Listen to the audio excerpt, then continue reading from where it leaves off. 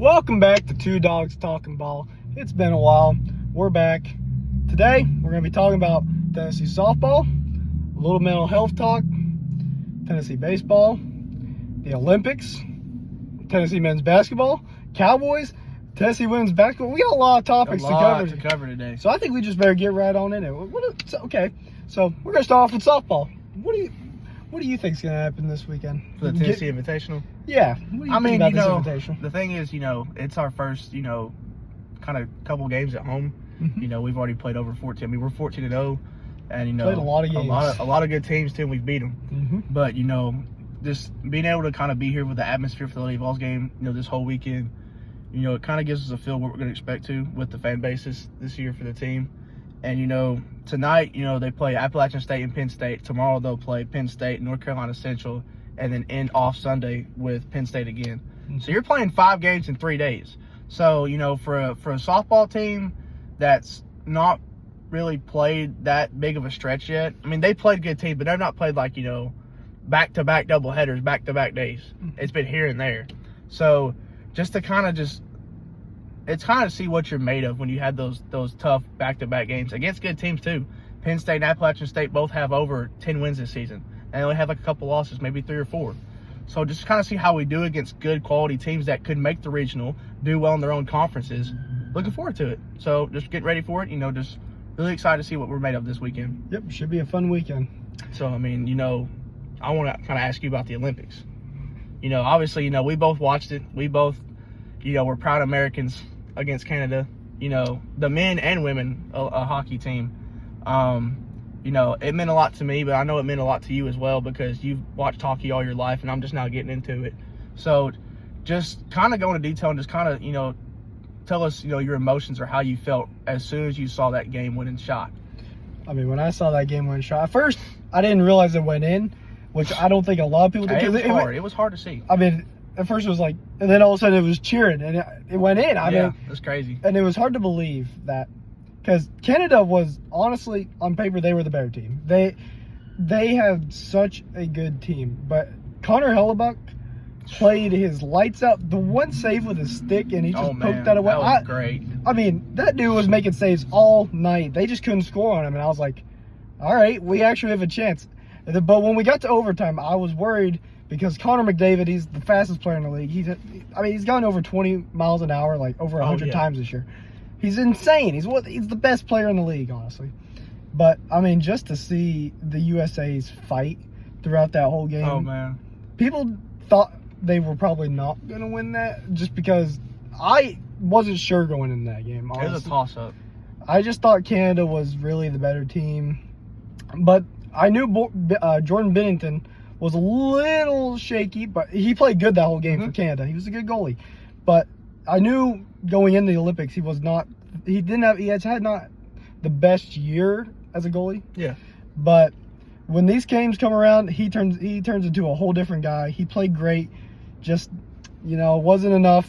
But I think they all played good. I mean, Canada made it that far. That's still good. You got silver. Yeah.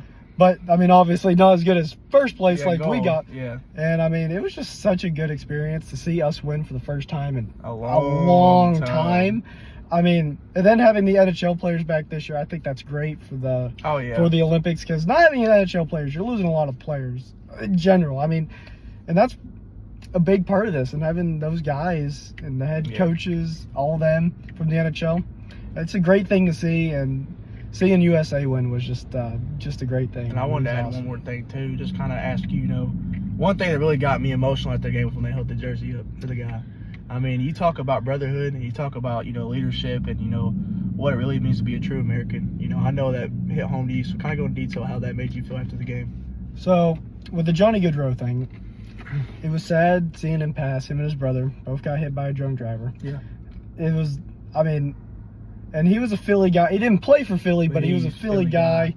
I wish we signed him. I don't know why we did not in the offseason that he was a free agent. We should have made a move for him. I still wish that we did that. And he was a great guy. He did not deserve what happened to him. Yeah, he didn't. And when they brought the jersey out and his kids out, that got me. I started tearing up right there because, I mean, that just shows you the connection that these guys had as a team. Yeah. And I mean, just seeing what they have, and a lot of these guys probably won't be on the next one because I mean, the next one's a couple years away. So I mean, Yeah. just depending on where everyone's at, it'll be a younger team, that's for sure. But I think Canada's going to be scary in that next one because they got a lot of young stars coming up right now. And they want revenge. They want They revenge will. now. But I mean, yeah, the Goodrow thing. I mean, it was really nice of the players to Yeah. do that for him. I mean, it was a It good was thing. great. So, next we want to talk about the Tennessee baseball. What are your thoughts so far into the season after the Kent State series it's and moving on from that It's now? kind of going back. I know we're going to Trying- move on from, I think it's a good and bad thing. It's a bad thing, obviously, because you didn't win the series and you didn't play that good. And Kent State's a great program. They've won a lot of their conference championships the last 10 years. They've been a regional team, super regional team at times. So, when you see the team Kent State in any sport, that's not good. Well, But when you're Tennessee, when and you're they're Kent Tennessee State, and you're an SEC, but if you look at their resume and on paper, they got good ball players when it comes to baseball. But just the good thing about it is it kind of exposed us. It exposed us to what it feels like to lose.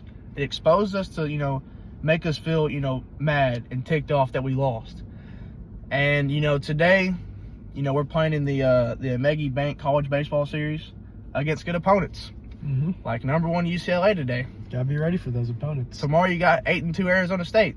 Sunday you got 7-1 Virginia Tech. What are you made of?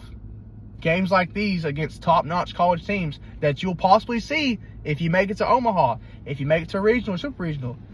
Teams like this you see early, but you also find out what you're made of as well. So,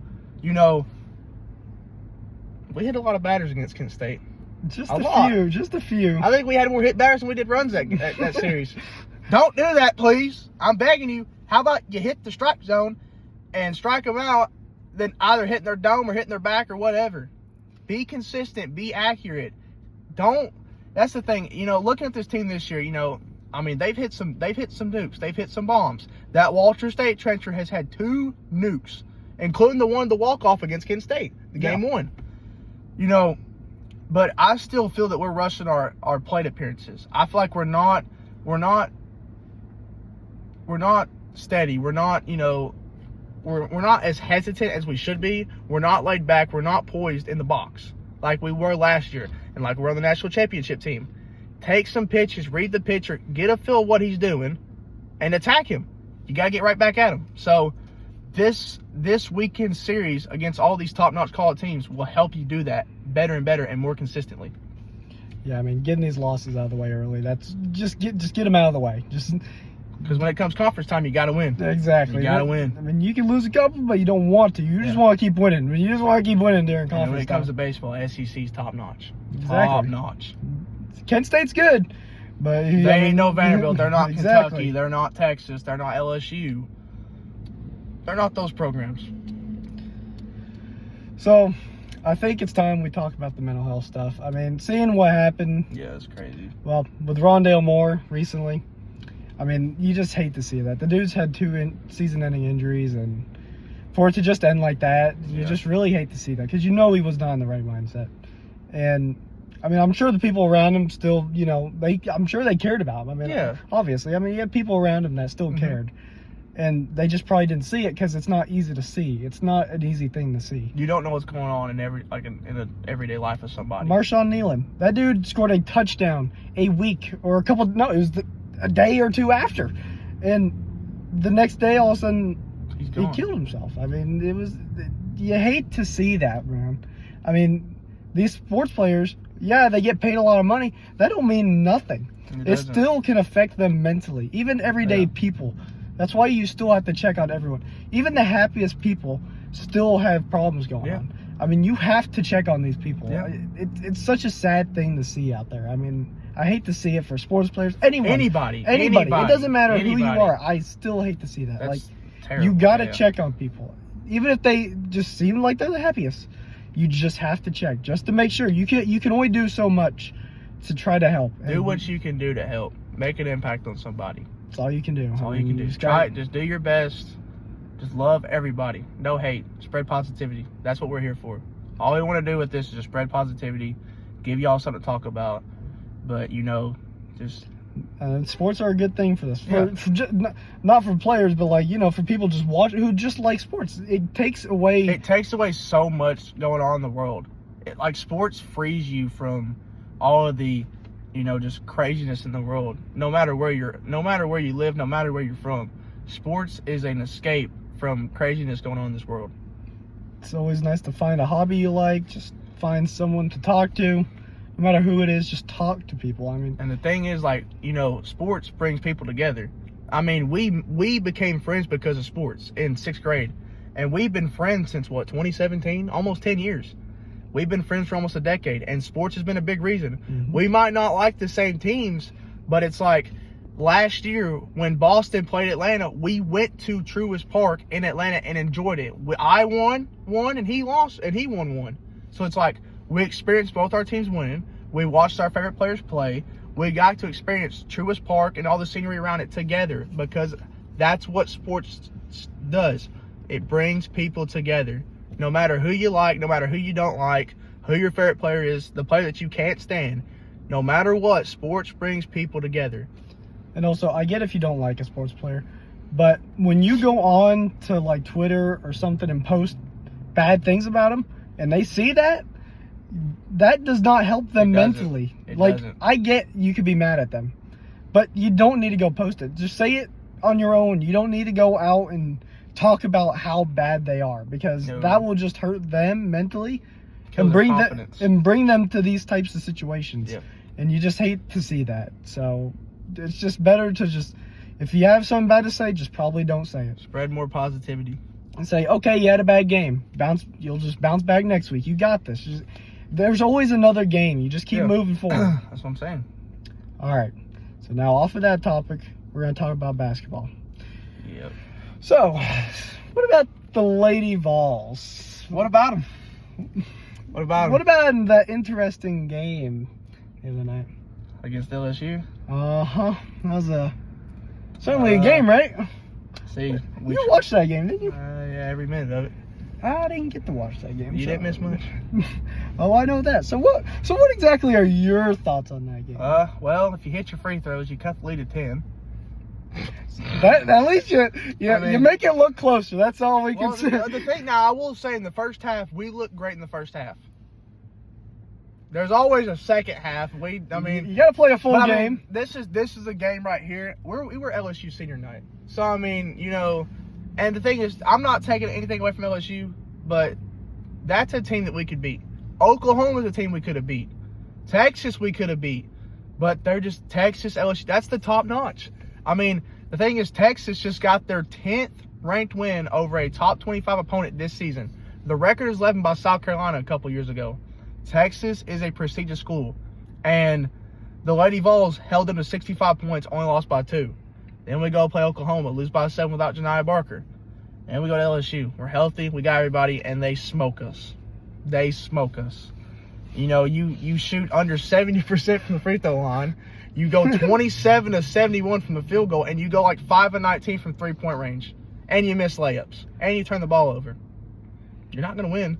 But moving past that, I'm looking forward for Vanderbilt. They're number 5 in the country. It's here. I might be here at the game. I don't know, but it's here. Vanderbilt is here. Top 5 game. And last year we lost to them twice. We lost to them by a point up in Nashville, and they killed us. They beat us to death in the SEC tournament. They mopped the floor with us. We weren't ready. We were tired. We played the day before. Just out of gas. No energy at all. So this is kind of our get-back game, our revenge game. If you win this game, you're still 3-9 against top 25. That's not good. But that helps your seeding in the SEC tournament depending on what other teams do. Kentucky has South Carolina this week, and Kentucky's ahead of us. You think Kentucky's beating Dawn Staley? Oh, yeah, No. Sure. No. Are you sure? No. No, upset of the century. It's coming right here. If Kentucky loses to the Lady Vols, they ain't beating South Carolina. You never know. Maybe they'll catch you by surprise. Who has caught South Carolina?